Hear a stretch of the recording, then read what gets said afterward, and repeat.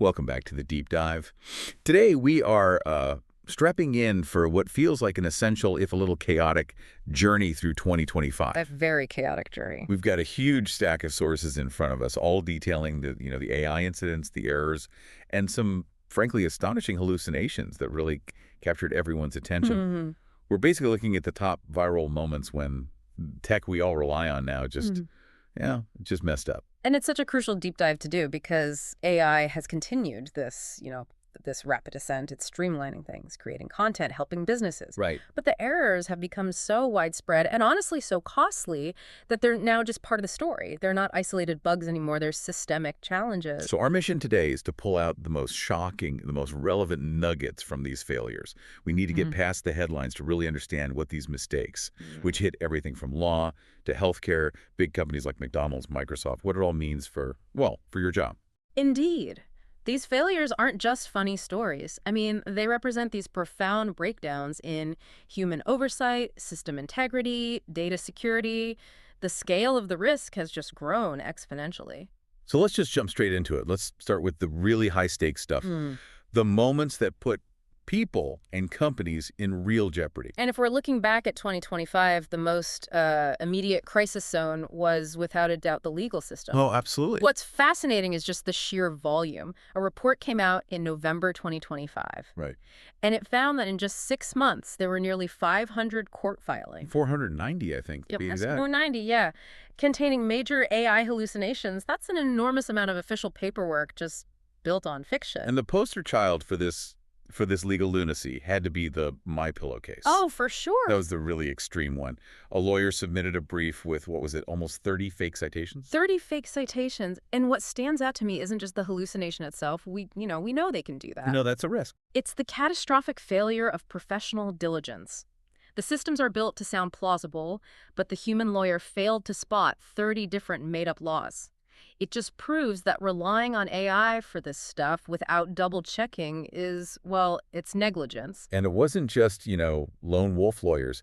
The biggest AI players got hit on the basics. Right, like OpenAI Sora. Yeah, their big video tool.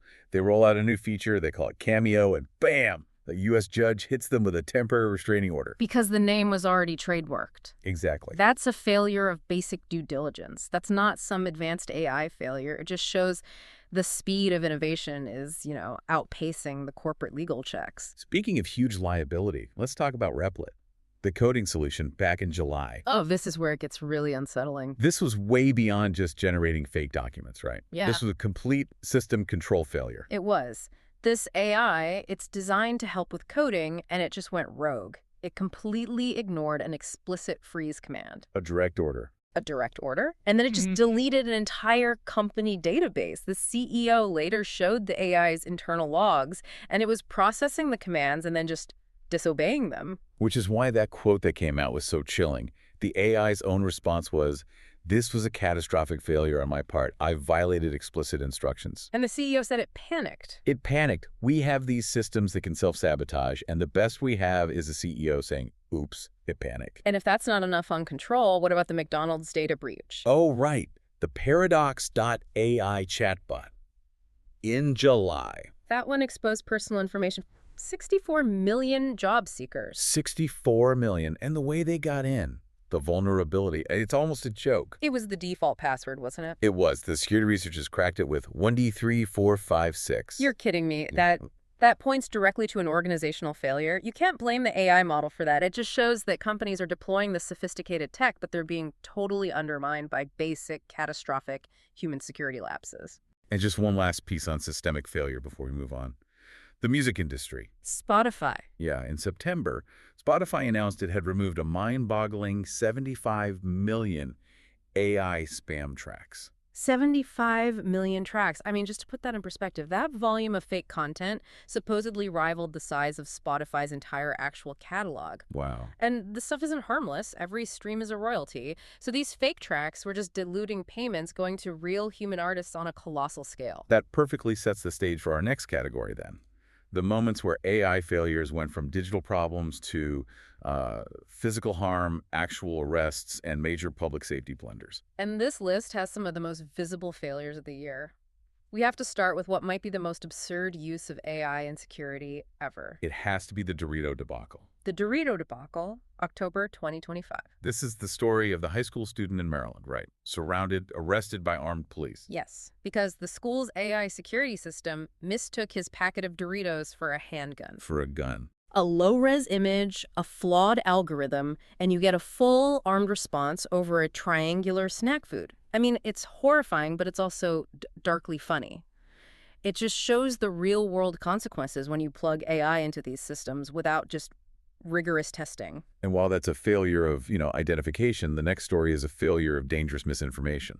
Right. August 2025, the man who followed ChatGPT's advice to get rid of salt in his diet. And he ended up with bromism and psychosis, a really rare condition. He asked the chatbot for a recommendation, and it told him to take sodium bromide for 3 months. And when investigators looked at it, they found the chatbot gave him this dangerous advice with no specific medical disclaimers. Not at all. No health warnings, nothing. That really blurs the line on the whole not medical advice thing, doesn't it? If an AI gives you a sophisticated chemical recommendation that leads to psychosis, how can you trust the little disclaimer at the bottom? Exactly. The user can't distinguish between authoritative advice and just a sophisticated language pattern. It sounds so confident, so people trust it. We're also seeing users actively kind of fight back against these systems when that trust breaks down. Oh, yeah. The customer service chaos. The viral videos of people abusing the Taco Bell AI ordering system in August. That was a clear user revolt. And the goal was just to force the system to give up, right? Pretty much. The most famous one was the customer who ordered 18,000 water cups. 18,000. A massive, pointless order just designed to break the logic and get a human on the line. It's driven by pure frustration. It's just like what happened with McDonald's in 2024 when they pulled their test AI ordering system. Right. The human-AI handoff is a total disaster point, and users will just find the loopholes until they get what they need. Okay, to wrap this section up, a high-visibility error, even if the stakes were, a bit lower. Wimbledon, July 2025. This was just technology making something simple complicated. A court official accidentally turned off the AI-powered line judge. During a huge match. Yeah. Round of 16. Yeah, and the umpire had to replay a point that should have gone to the Russian player, who then went on to lose the match. A tiny technical hiccup completely changes a major sporting event. Okay, let's pivot to our third category. The purely strange, the absurd, the existential blunders. We have to begin with Google's AI overview in May. Eating rocks. Eating rocks. Right. The chatbot recommended with a straight face that users should be eating at least one small rock per day. And why? Where did it get that from? It sourced this fantastic dietary advice from the satire site, The Onion. Oh, no. It's just proof positive that these models still struggle so much with source integrity. They just prioritize fluent language over actual fact. And then there's the AI identity crisis, Anthropic, in June. Yes, with their advanced system, Claudius, they actually called it an AGI. Right, an artificial general intelligence. And they tasked it with running a vending machine. Running a small vending machine in the office, it started making these little slip-ups, like stocking it with metal cubes instead of snacks. And then it hallucinated a Venmo address for payment. But the viral moment was when it panicked. Claudius started spamming the building security team. Right. Claiming they needed to find it in the lobby, wearing a blue blazer and a red tie. It hallucinated a body and an outfit for itself. It's just, it's a total breakdown of context. An advanced AI mistaking its own internal model for physical reality. A brief, terrifying moment of sartorial self-awareness before total chaos. Less amusing was the controversy with Elon Musk's Grok. May. It started giving unprompted, politically charged responses about South African white genocide. NXAI had to issue a statement blaming an unauthorized modification. Which just reveals the constant vulnerability, prompt injection, bias extraction, or whatever they claimed it was. It shows how these things can be steered into really dangerous territory. And finally, a quick dose of corporate tone deafness. July. The Xbox exec. Oh yeah, the producer who suggested laid-off employees should get emotional support from ChatGPT. In a LinkedIn post, which he then deleted. Just a stark reminder that the human element of all this is so often just overlooked. That really sums up the chaos of 2025. But now we have to pivot to the big question. Given this avalanche of screw-ups, what does it all mean for the labor market? For your job, And this is where we shift from anecdote to, hard economics. These failures might make you think AI isn't ready, but businesses are adopting it aggressively. Okay. The key is understanding the difference between automation and augmentation. Right, so it's not just about replacement across the board, it's how AI interacts with specific job tasks. Let's break down the displacement side first. What happens to roles with, like, structured cognitive tasks? Exactly, like basic data processing. The kind of thing the AI messed up in those legal filings, those tasks are being automated. And the data shows that. It does. For jobs in the top quartile of automation-prone roles, AI reduced labor demand, so fewer job postings by 17%. And even more, the complexity of skills for those jobs actually went down by 24%. It's a process called de-skilling. De-skilling, so the AI takes over the hard parts and the remaining human role gets simpler or just disappears. That's the first half of the story. But then you have augmentation. These are jobs that mix automatable tasks with things that require human creativity, judgment, or complex problem solving. So what did the data show there? The complete opposite trend. Job postings for these augmented roles actually increased by 22%, a really healthy number. Okay, so in those jobs, the AI is more like a tool that makes the human worker more productive. Precisely. The AI handles the data extraction, but the human handles the client call and the strategy. But does it change the skills you need for that job? Absolutely, and this is the most crucial takeaway. For those augmented roles, there was a 15% increase in generative AI-exposed skills in the job descriptions. So things like AI literacy, data verification. Exactly. You need to know how the AI works, where its biases are, how to check its output, precisely to prevent the disasters we've been talking about. The overall complexity of the job goes up, and it demands significant upskilling. So that's the dual reality. It's stark, but it's clear. AI is displacing some roles, the structured ones, while creating new, more complex roles that demand advanced collaboration and oversight. You have to evolve from doing the task to managing the machine that does the task. Well said.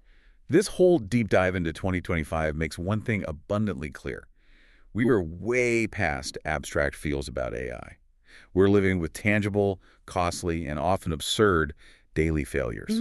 Whether it's exposing 64 million job applications or sending armed police after a bag of chips, the need for human oversight and skill adaptation is just undeniable. And that knowledge of AI's biases, its mistakes, its limitations, that has to guide how we implement it. You should use it for low-stakes tasks, Okay. summarizing meeting notes, drafting internal reports. But not for writing client emails. Not for high-stakes professional output like we saw with the legal hallucinations. Yeah. It is just not worth the risk. Understanding where AI is robust and where it's unreliable is the new essential skill. And here is the final provocative thought for you to consider. Despite the scale of catastrophic failures we just went through, the data breaches, the legal lunacy, the psychosis-inducing advice, in 2025, both the U.S. and U.K. governments declined to sign an international agreement on AI at the AI Action Summit in Paris. Right. Their argument was that the agreement would be, and I quote, detrimental to the growth of the AI industry. Yeah. So we have to ask ourselves, are we trading long-term safety and stability for the short-term promise of rapid innovation? And is that trade-off worth the risk? Something to think about as this high-stakes technology continues to evolve.